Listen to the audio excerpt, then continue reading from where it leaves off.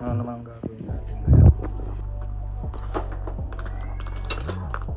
Gusto ko yung stock shock ng ano eh. Kesa dito. Yoko to. Pangit ng play. Mabouncy mga par.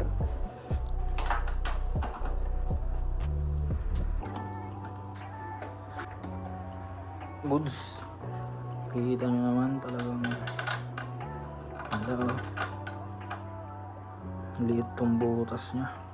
Ito yung nagpalaki. Dito lang kasya. Tatasahin natin to mga par. Dito natin siya lalagay.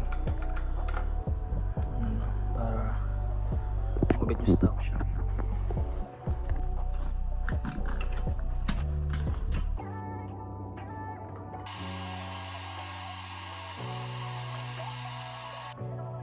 Ayos. Ano, okay na, nakabit ko na.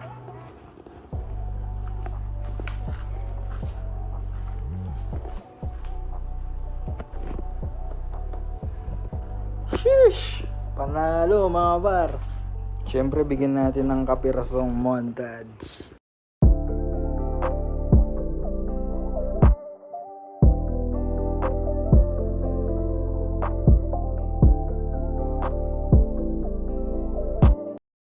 Ayos na siya mga par.